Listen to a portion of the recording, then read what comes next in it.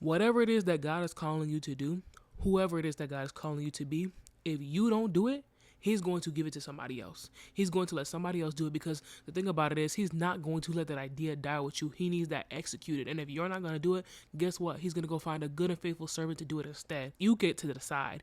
Do you want it to be you? Or do you want it to be somebody else? Do you want to watch somebody else do the thing that you dreamed of, that you imagined, that you played over in your head time and time and time again? Do you want to watch somebody else do it because you chose not to do it, because you are afraid, because you let fear stagnate you and keep you still and change the way that you view your God, change the way that you view yourself, change the way that you view your efforts and your works? You get to decide. But don't you ever think that for a second that God is going to let that idea die with you, because He has stuff that needs to get done. And if you don't want to do it, He's going to find somebody else to do it instead. And that's the harsh truth.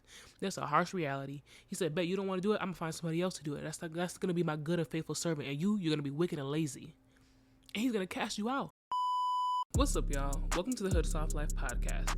I'm your host, Sabrina, and in this podcast, we talk about navigating the challenges that come with growing up in the hood and leaving those challenges behind for a soft life.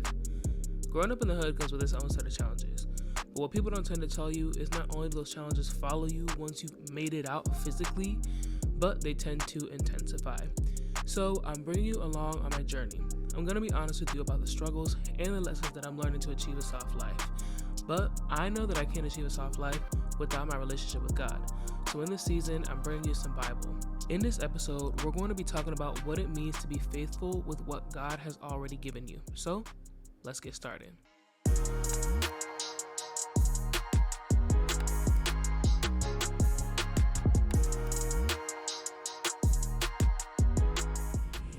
Welcome back, everybody. Happy Monday. I am literally filming this while the Super Bowl is on. Really, I'm just here for the Bad Bunny concert, okay? If you don't know, if you're new here, I am half Puerto Rican, half black, and I grew up in my Puerto Rican household, and so this is something that is a big deal to me. I'm not here for the sports, which is exactly why it's on mute. And so with that being said, we're going to be talking about what it means to be faithful with what God has already given you.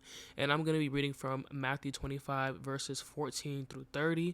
And we're going to be talking about the parable of the three servants, aka the parable of the talents. People always refer to it as that, but it's not necessarily about the talents, but more so about the three servants and how they stewarded what they were given. And so I'm going to be reading from the NLT version. You are free to read from whichever version you prefer, but let's go ahead and dive right into the word.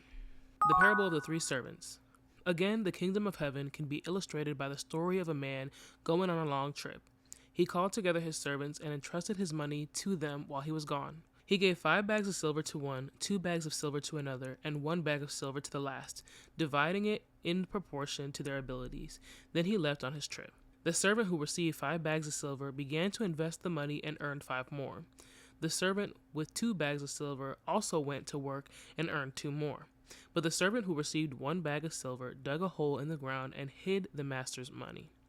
After a long time, their master returned from his trip and called them to give an account of how they had used his money.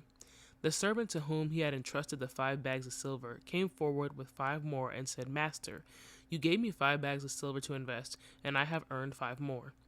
The master was full of praise. Well done, my good and faithful servant. You have been faithful in handling this small amount, so now I will give you many more responsibilities. Let's celebrate together. The servant who had received 2 bags of silver came forward and said, Master, you gave me 2 bags of silver to invest, and I have earned 2 more. The master said, Well done, my good and faithful servant. You have been faithful in handling this small amount, so now I will give you many more responsibilities. Let's celebrate together. Then the servant with 1 bag of silver came and said, Master, I know you were a harsh man, harvesting crops you did not plant and gathering crops you did not cultivate. I was afraid I would lose your money, so I hid it in the earth. Look, here's your money back. But the master replied, You wicked and lazy servant. If you knew I harvested crops I didn't plant and gathered crops I didn't cultivate, why didn't you deposit my money in a bank? At least I could have gotten some interest on it. Then he ordered, Take the money from this servant and give it to the one with 10 bags of silver. To those who use well, what they are given, even more, will be given, and they will have an abundance. But from those who do nothing, even what little they have will be taken away. Now throw this useless servant into the outer darkness, where there will be weeping and gnashing of teeth. All right. I wanted to talk about this because I really like to do my episodes now in terms of themes for the month. And so last month's theme was stepping out on faith and trusting God. And this month's theme is obviously love with February and Valentine's Day. And I really just wanted to talk about love in terms of relationships with others, love in terms of your relationship with God, love in terms of trusting yourself and your relationship with yourself as well. And in today's episode, I want to talk about your relationship with yourself and your relationship with the Lord through this story and give it really a different kind of lens. A lot of people talk about this story in terms of like the talents that God has given you, which is great. I do want to talk about that. But I really want to talk about just overall what God has given you, the life He has given you, the time He has given you, the body that He is giving you, and really trusting yourself and loving yourself enough to move in spite of fear, anyways. So I want to go ahead and dive into the verse by verse breakdown.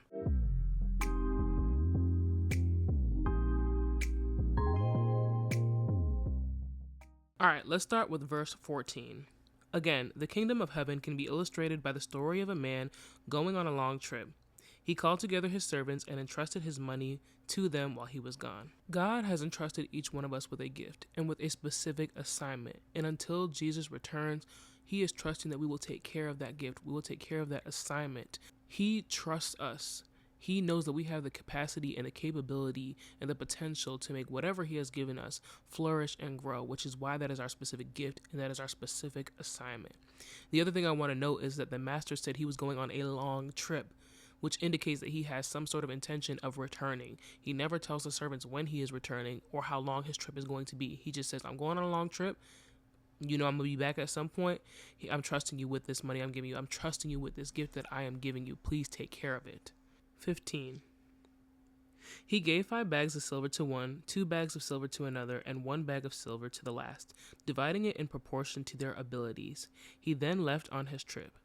Each servant got what they were capable of being responsible for. The servant that got 5 bags of silver was proven to be somebody who could be trusted with 5 bags of silver. That's why he was given the most. Same thing with the next person who got 2 bags of silver. That was somebody that the master knew he could trust with 2 bags of silver, so that's why he got that specific amount. And the last one, he got 1 bag of silver because that's what the master knew he could trust him with specifically. And then he goes on about his trip. God doesn't give us anything that we're not able to handle. He does not give us responsibilities that we do not have the capacity to handle because He would be setting us up for failure. He gives us exactly what He knows that we'll be able to handle, and we need to use that. We need to be able to store what we currently have in order to get more. Why would He give us more if we can't even handle something so simple? If I can't handle 1 bag of silver, why would He give me 5? Why would He give me 10 bags of silver? I can't even be trusted with 1 bag of silver. That would set me up for failure. That would set me up for detriment. And so one thing that I've really been leaning into right now is just feeling like I don't have enough time. And I've been praying and asking God for a new job where I'll be able to have a little bit more time, because right now I don't feel like I have enough time to take care of myself. I don't feel like I have enough time to really pour into this podcast, pour into my goals, pour into all the other aspects of my life outside of work. I currently work 2 jobs, and so I feel like I need to fight literally just to take care of myself, to have time to cook a decent breakfast, go to the gym, cook a decent meal, read my word, spend time alone in silence, just relax. And one thing God has really showed me in this season is that if I can't be trusted with a little bit of time that I currently have, why would He give me more time? I know that right now my schedule feels like it is stretched super thin, which it is. Realistically speaking, it is a very, very busy schedule with all the things that I'm trying to do, all the things that He's calling me to do, and trying to squeeze that into 2 jobs. But essentially, if I'm spending all my time scrolling on my phone, watching TV, or going to sleep, that's exactly what I would be doing if I had more time. And so God is telling me, I really need you to manage the time that you currently have. It may look like nothing. It may feel like nothing, but you need to manage the time wisely. You need to really make strict and smart decisions about what you're doing with your time in order to really create the time for yourself. I think that we all expect there to just be time created in our schedule. There's supposed to just be time made in our schedule to take care of ourselves. We all have some sort of human right to be able to take care of ourselves, yes, but we're all expecting for there to be some sort of right within our time that it will just be given to us to take care of ourselves. And honestly, we just have to create the time. And that's something that I have had to learn on my own. It's like, if I want to go to the gym, I have to create the time. If I got to get up at the crack of dawn to go to the gym because that's the only time that I have and the energy that I have, then that's when I'm going to be going. If I want to make the time to cook a decent meal, then that's something I'm going to have to make time for. Maybe I'm not spending so much time scrolling on my phone. Maybe I'm not spending so much time watching TV. Maybe I'm not spending so much time just driving around aimlessly trying to clear my head. It's one thing to give myself a break and drive around, but I can't spend 2 hours driving around if I want to have time to cook my meal. And so really making smart decisions with my time is what's going to allow me to have just a little bit more time. That doesn't change the 24 hours that I have in a day. That doesn't change the amount of time that I have to work at the moment.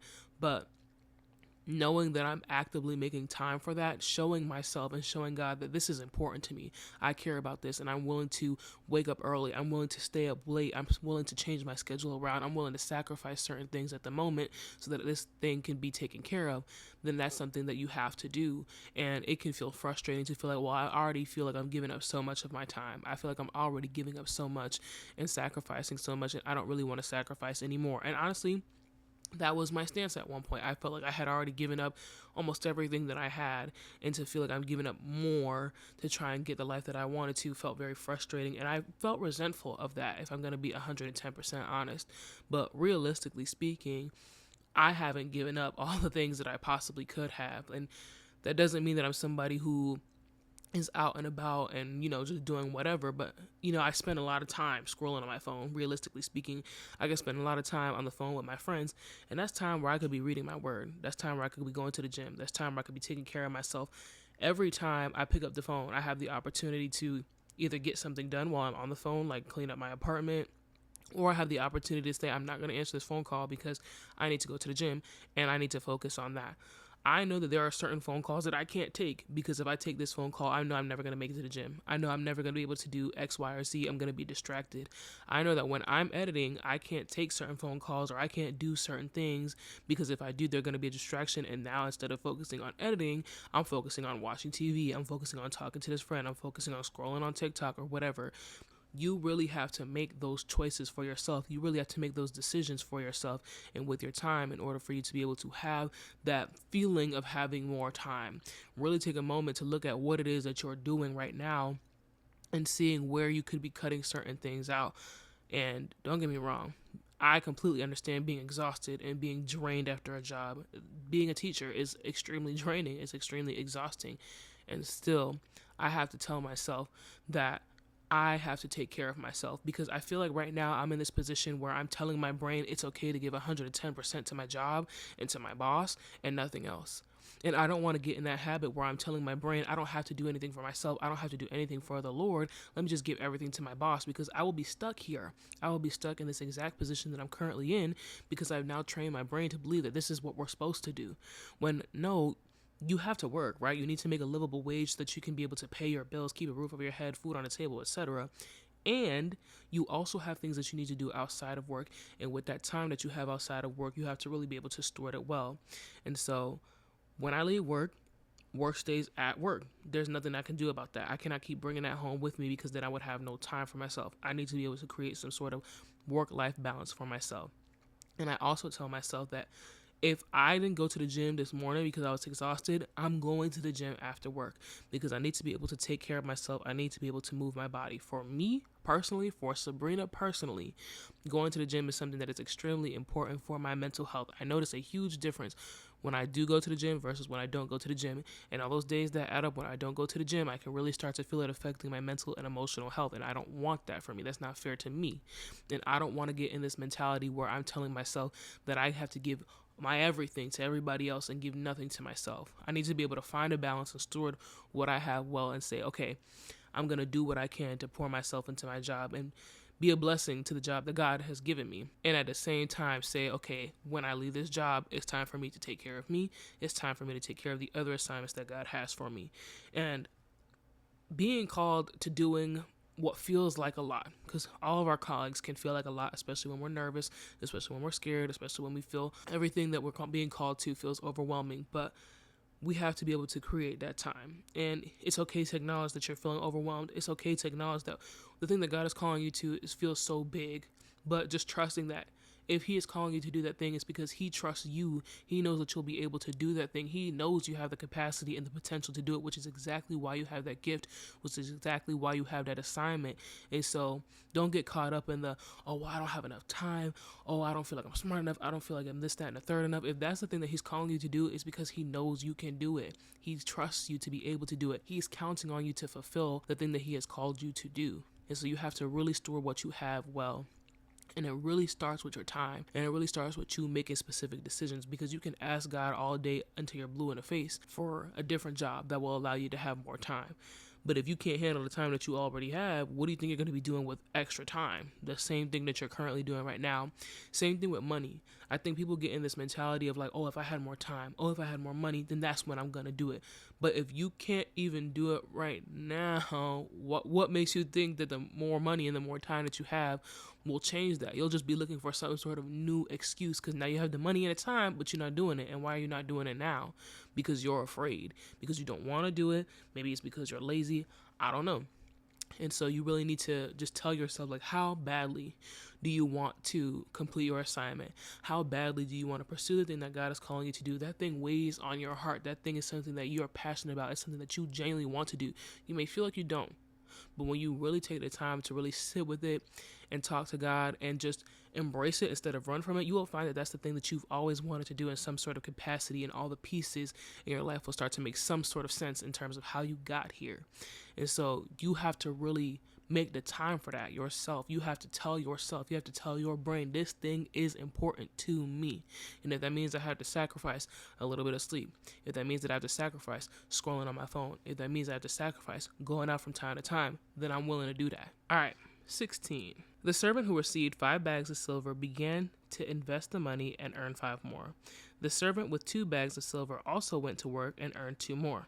But the servant who received 1 bag of silver dug a hole in the ground and hid the master's money. One thing I want to point out is that the master never told any of his servants what to do with this money. He never said, I want you to work for this and I want you to double it. He never said, I'm expecting you to give me something in return when I come back. He said, I'm trusting you with this, aka take care of it. And the servants understood that by taking care of it, it meant that I should go ahead and make sure that this grows. I should go ahead and make sure that this flourishes, because if I want something to be taken care of, I'm looking for it to have some sort of positive outcome. I'm looking for it to have some sort of growth in the end. And so these servants understood that the only way for that to happen is for them to put themselves to work, for them to put that money to work. And that's the thing that allowed them to double their portions. And this one servant who only had 1 bag of silver, he chose to dig a hole in the ground instead. He had no faith in himself or in his master at all, because instead of doing something with that, instead of putting some sort of effort in to see if he would even be able to double the little that he had,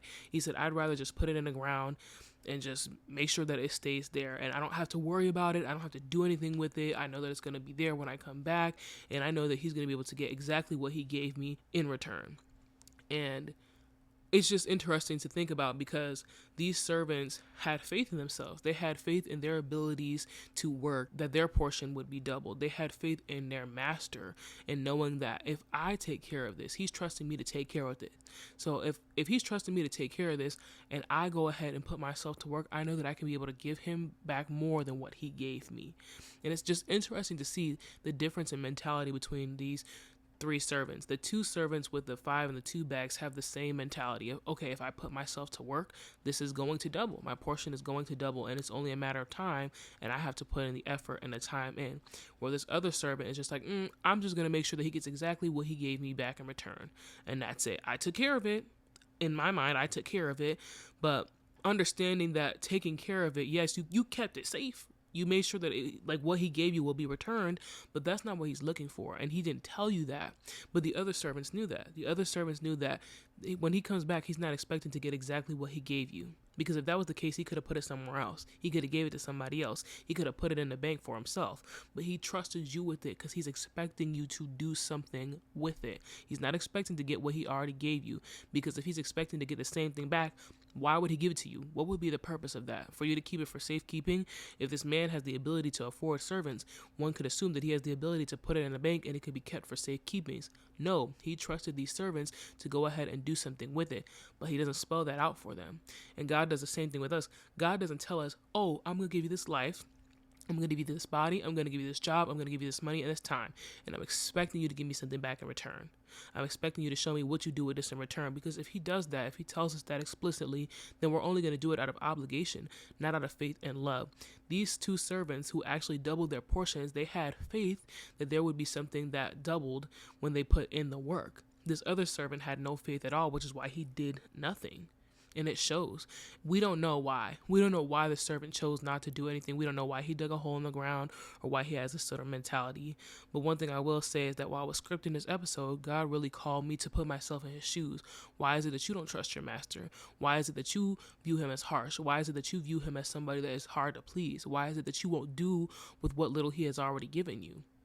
And honestly, that kind of took me for a loop, because I wasn't really expecting to reflect on that in terms of like really putting myself in the shoes of the servant. But honestly, that's the whole point of this podcast, right? If I can't grow and leave the hood behind without really focusing on the word, building my relationship with God, and putting myself in these positions and asking myself the tough questions. And the thing that I was really struggling with that I'm going to be talking about is abandonment, and just really understanding that like the things that I went through are for a reason, and I don't know why, and they're challenging things that I've gone through, yes, but just still trusting my master anyway. And so with that being said, I really had to just question myself and just be like, okay, well, why don't you trust God? Even though, yes, your parents abandoned you, and that's something that God allowed. Like, why don't you trust him anyways? It's not like he's only ever lined it up so that you had nothing but bad things in your life. He's lined it up so that you've had good things fall in place in that anyways. He's lined it up so that you've always been protected in some sort of way after that. Why don't you trust him? Why do you view him as harsh? Why do you view him as hard to please? Why don't you do something with what he has given you?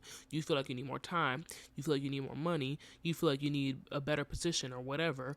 But why is it that you won't trust him with what he's already given you? You feel like he's giving you nothing, but in reality, he is giving you enough to work with. He's giving you something to start with. He knows that you can't keep going past this point to a certain degree, but he's expecting you to be able to do something with what you currently have and start with that.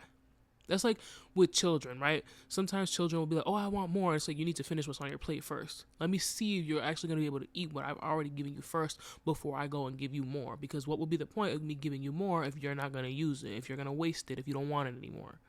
Same thing with your purpose.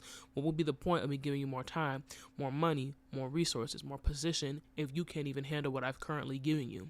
If that goes to waste and I give you more, now more has gone to waste. 19. After a long time, their master returned from his trip and called them to give an account of how they used his money.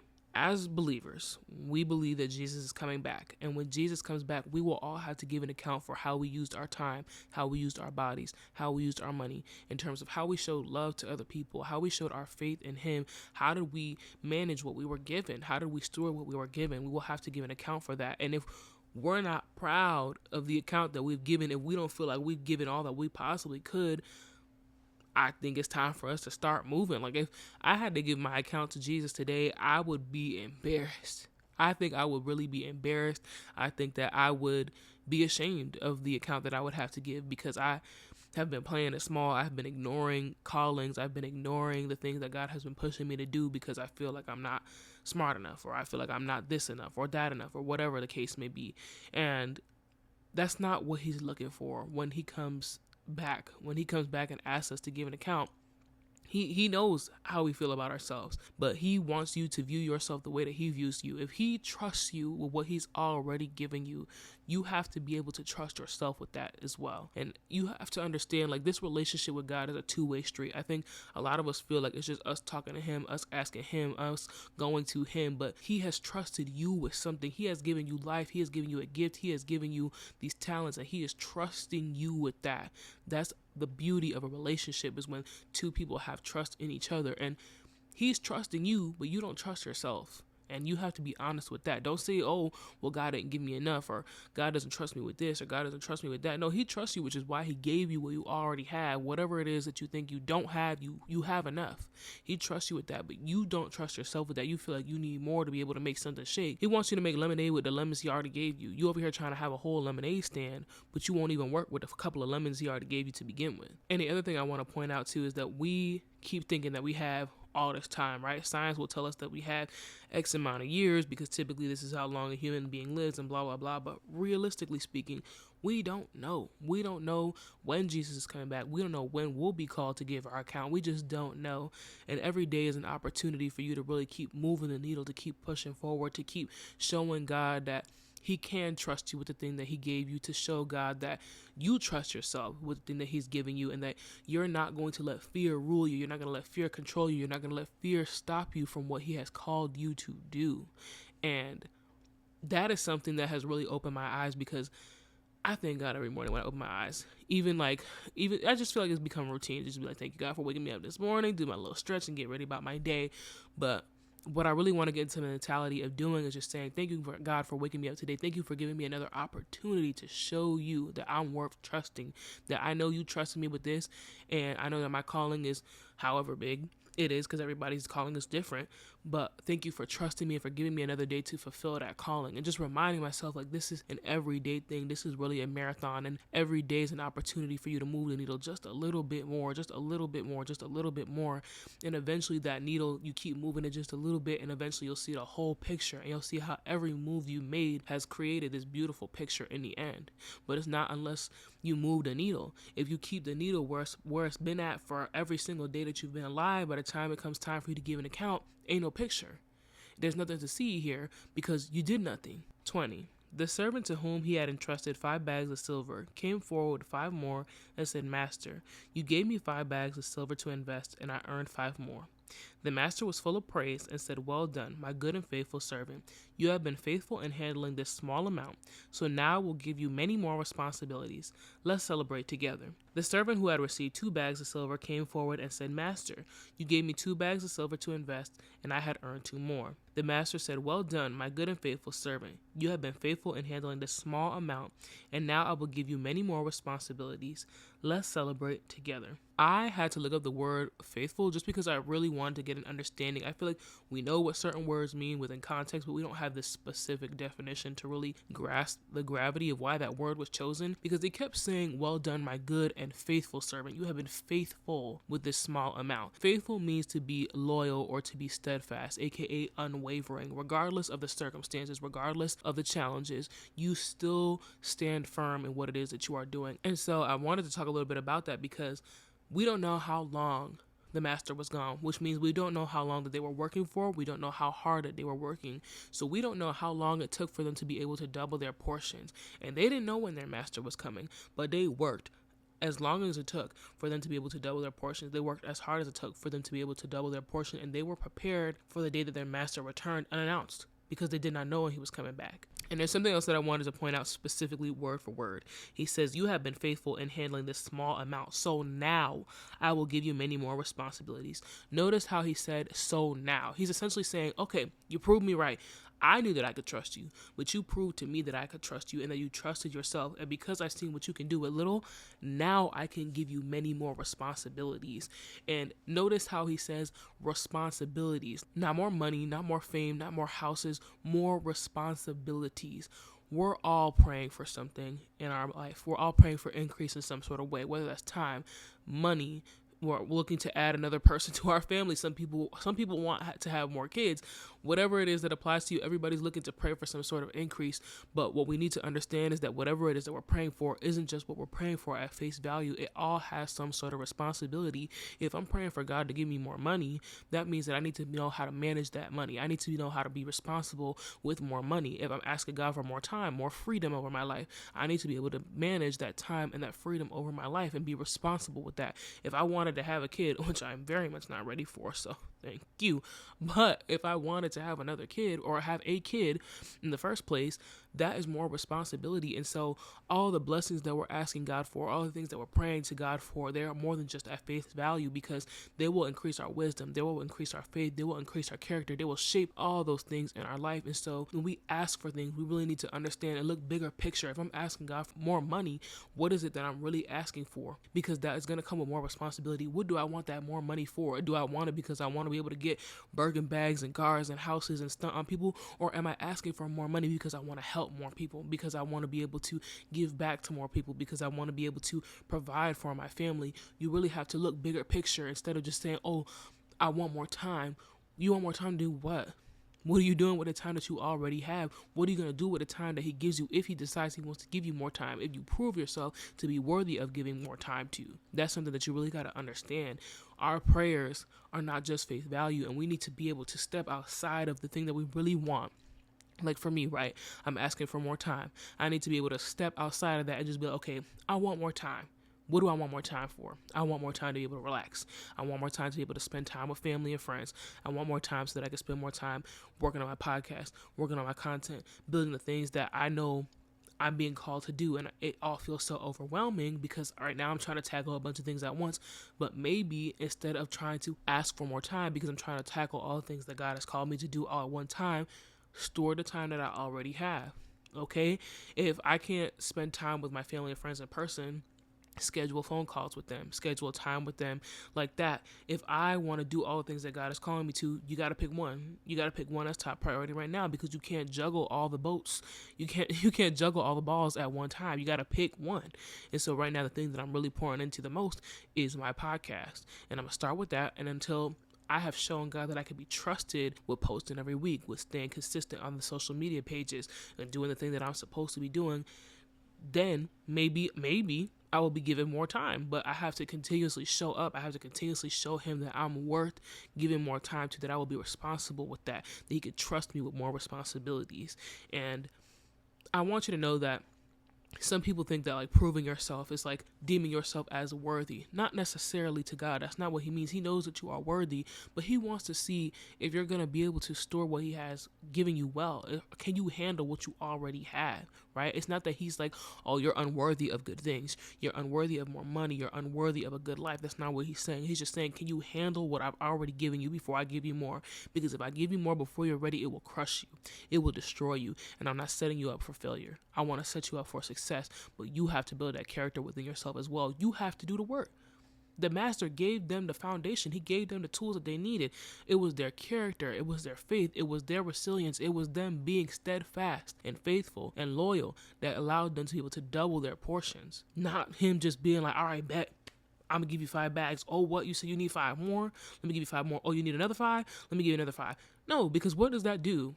That doesn't do anything for them. That doesn't grow their character. That doesn't grow their ability to work for themselves. That doesn't grow their strength. That doesn't grow their faith in themselves or their master. You really have to just do the work. You have to do the work to show him, yes, I know that you trusted me with this, and I want to prove to you that I can be trusted with this, because I know that if you can trust me with this and I ask for more, you can also trust me with more. 24. Then the servant with 1 bag of silver came and said, Master, I knew you were a harsh man, harvesting crops you didn't plant and gathering crops you didn't cultivate. I was afraid I would lose your money, so I hid it in the earth. Look, here's your money back.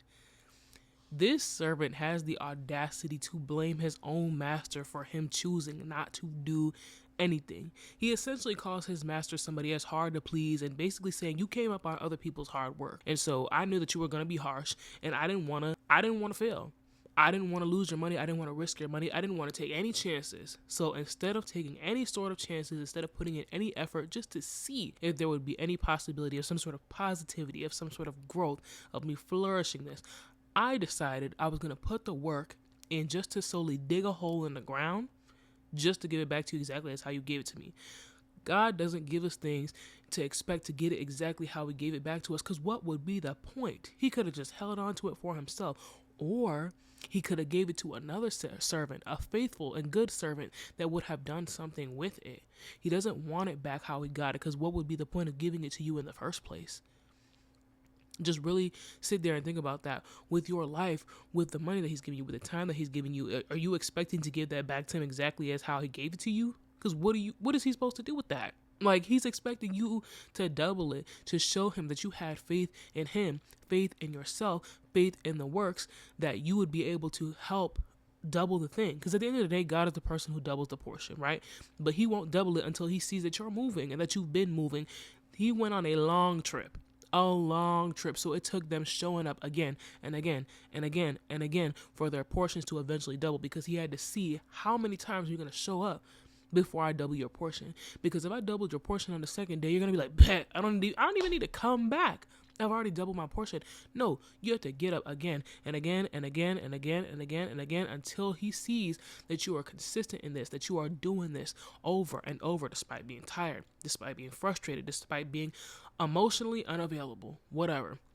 You're going to show up anyway, because this thing is important to you, and because you want to show God that you can be trusted with things. You want to prove to God that he was right in choosing you to be trusted with something. But this person said, nah, my master, I don't know about that guy. He do too much. So let me just go ahead and put it in the ground, and I'm going to leave it at that. And that way I know I'm going to be able to give it back to him. So that way I don't have to take no chances, because if I fail, I don't know what his response is going to be. And the other thing that I was thinking about when I was reading this is like, he didn't even have any faith that he could possibly double his portion. Because if he had faith that he could double his portion, he would have put in some work. But he chose not to put in any work anyway.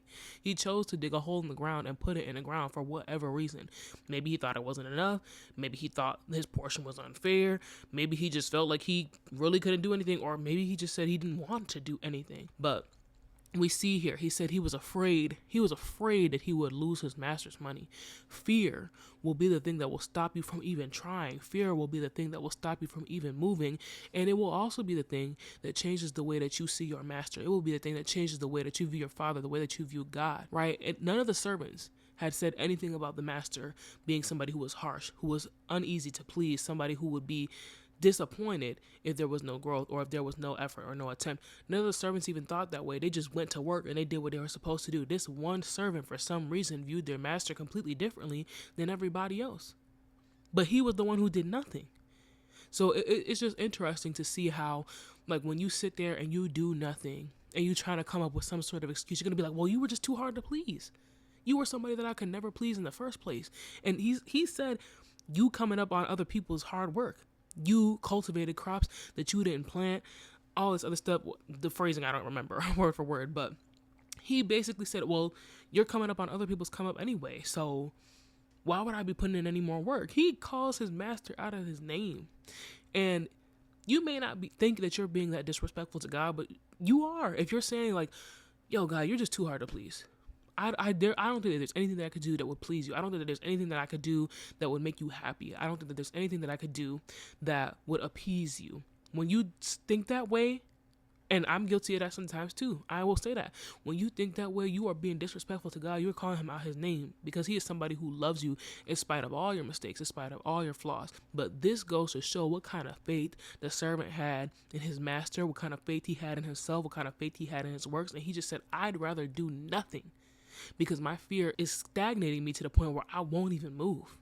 I'd rather not move at all than fight. I'd rather not move at all and not lose in the first place. And God wants you to move in spite of fear, because if you're moving in spite of fear, and if you have fear, if you have doubts and you have questions and you're still moving, at least you have some sort of faith. You have some sort of faith and you're willing to fight the fear. You're willing to fight the doubt. You're willing to fight the questions. But if you stand there and you do nothing, you're pretty much saying, I'm okay with letting the fear take over my life. I'm okay with letting the doubt and the insecurity swallow up my life. And I'd rather just stay here and do nothing and align with that. I'd rather align with that negativity. I'd rather align with words that are not true over my life than have faith that God will be able to move in my life in the first place. 26. But the master replied, you wicked and lazy servant. If you knew I harvested crops I didn't plant and gathered crops I didn't cultivate, why didn't you deposit my money in a bank? At least I could have gotten some interest on it. Okay, for this part, I had to do some research because I understood why the master was mad, right? The servant calls the master out of his name and was basically like, you're too hard to please. You coming up on other people's back anyway. And I didn't want to lose your money. I didn't want to make you mad. So here's your money back. See? And I get why the master was mad, but I really wanted to understand why he chose the words wicked and lazy. Wicked at the time meant morally misaligned or choosing fear over faith. And then the reason he chose lazy, it wasn't necessarily that he didn't put in any work, because it required work for you to dig the hole in the ground. It required work for you to put the money in the ground and then cover it up again. But he refused to take any sort of responsibility for the thing that he was entrusted with. He refused to acknowledge the fact that his master trusted him with something. And instead of doing something with it, he was like, nah, forget it. I'm not trying to do nothing with it. Let me just put it in the ground and call it a day, because then I don't have to worry about it. He's going to get it back anyway. And he didn't tell me that he wanted something extra. He didn't tell me that he was expecting me to double the portion. I'm just trying to make sure that it's safe. So let me go ahead and put it in the ground, because I know that what he gave me, he'll be giving back.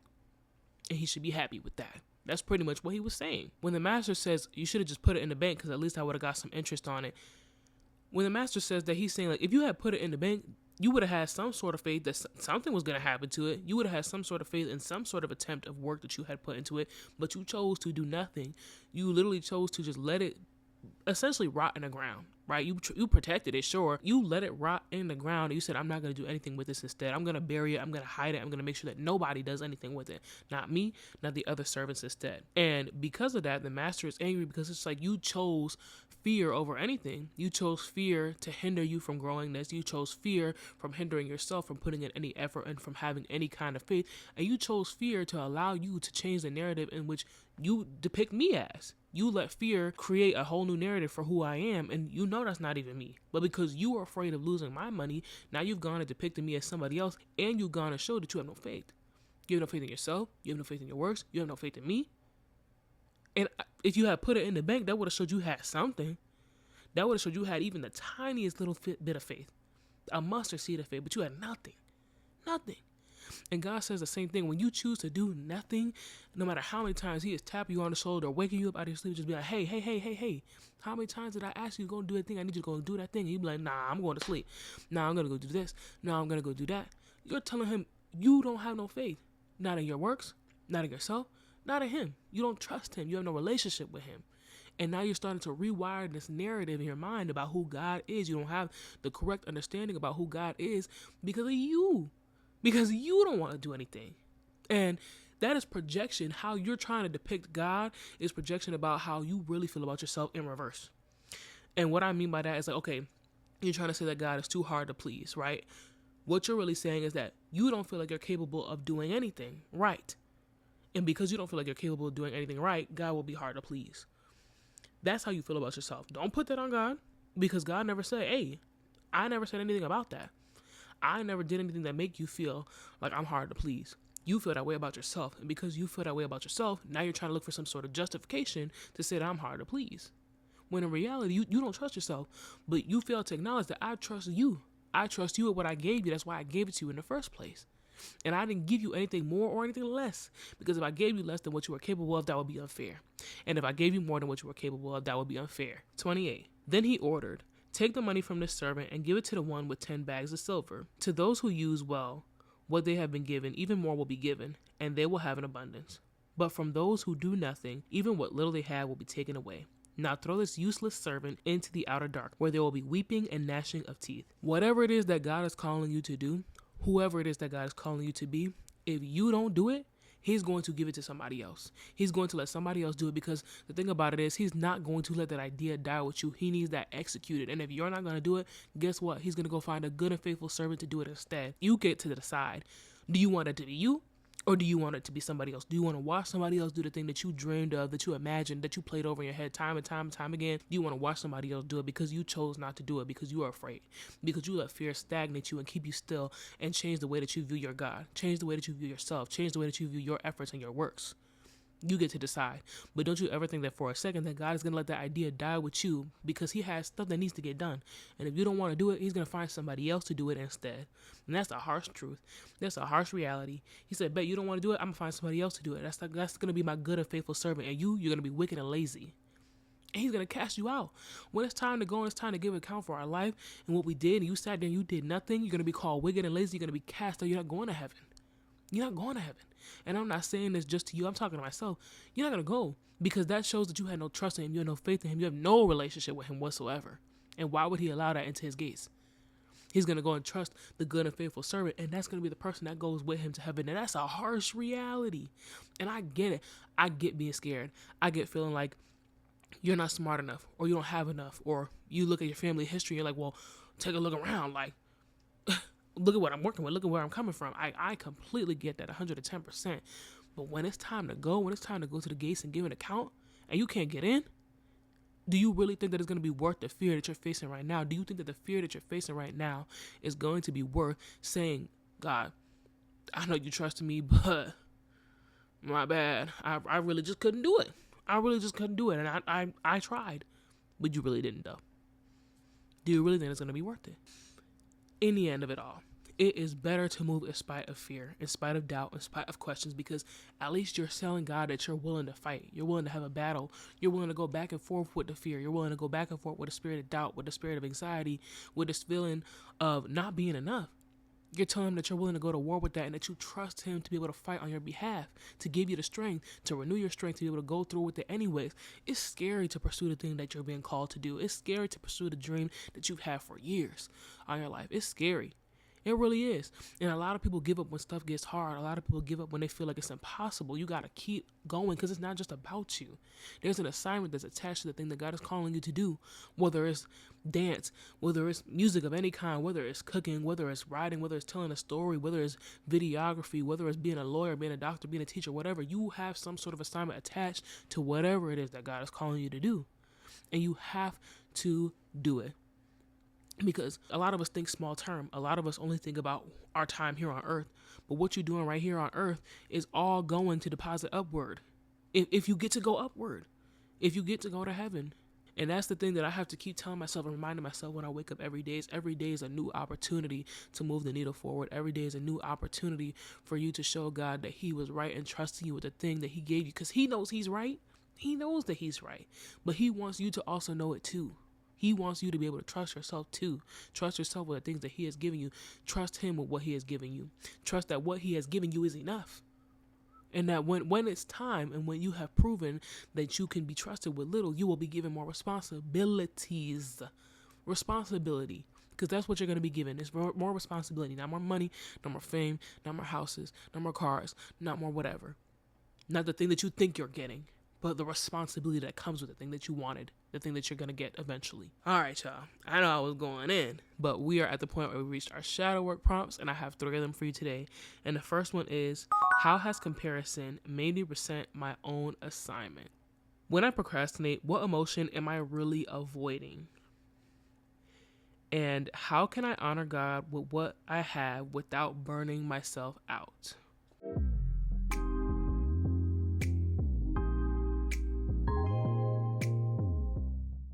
All right, y'all, we have reached the point where we are at our affirmation for the episode, and our affirmation for this week is, my assignment is enough because God chose it for me. I'm going to go ahead and repeat that 3 times. If you have the ability to close your eyes, close your eyes. If you want to write this down, however you want to speak this positivity onto your life, find a way to do it. And so, my assignment is enough because God chose it for me. My assignment is enough because God chose it for me. My assignment is enough because God chose it for me. All right, y'all, that is all I have for you this week. If you're watching this right on Monday, please let me know what you thought about the Super Bowl performance. It hasn't come on yet by the time I finish this recording, but I'm super excited about that. But more importantly, let me know what you thought about today's episode. Let me know what your feelings are. What is it that you're struggling with in terms of like moving?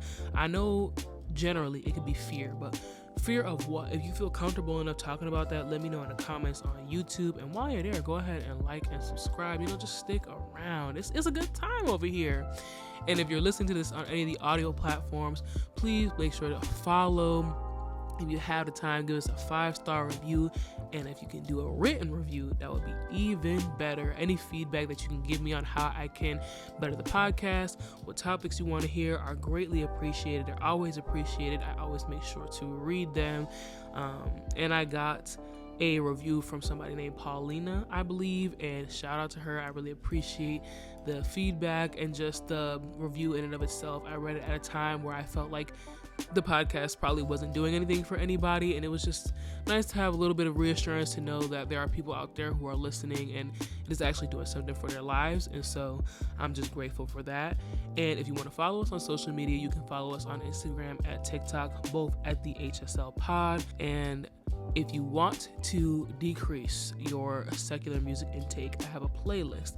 It is in the link tree. It should be the first link right at the top. It is called the Secular Music Detox Playlist. And that is all I have for you this week. So I'm going to go get ready to watch the Bad Bunny concert because that's what I'm here for. But I really hope that you enjoyed this episode, and I'm going to catch you on the next one. Bye.